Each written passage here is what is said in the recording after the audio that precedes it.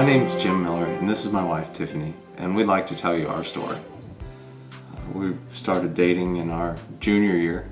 We have 3 kids, Riley, Marissa, and Addison. We got married in the church. We had our kids baptized in the church. Everything was going okay until right before it seemed like our 7th anniversary, and then our personalities just seemed to really clash. I think there was a lot of built-up resentment because of the sacrifices that we made getting married so young and starting to have kids so young. And it got to the point where we were arguing in front of our kids, and it was making an impact on them even though we didn't know it. They were going and telling close relatives, Mom and Dad argue all the time, they can't get along.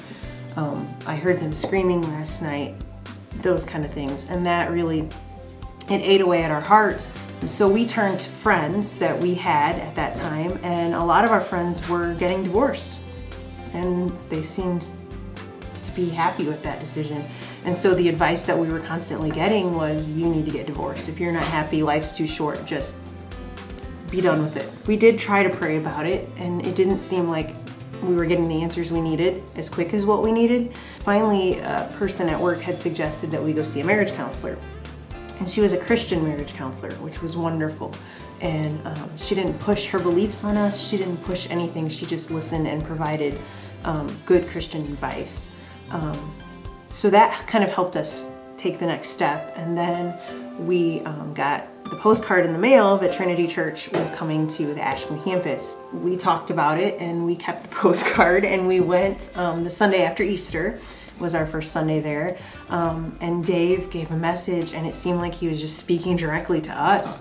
Where I was mad at God for where he'd put me in my marriage and where he'd put me in my life, he said that God loves us enough to put us in desperate situations, to win us back, and it rang a bell. It spoke to us, and it seemed to fit everything that we were going through. We've both kind of come to the point where we say, I trust you, God. I trust in what you have for us. And we've stopped worrying about quite so much. It's freeing to finally step back in your life and just literally say, Jesus, take the wheel. Take my life, do what you need to do with it so that I can glorify you and I don't have to be in control anymore. And that is the most amazing feeling, even when you're in the midst of turmoil and you feel like your life is just spinning out of control. Coming from a couple of control freaks, it's a pretty amazing feeling to be able to do that.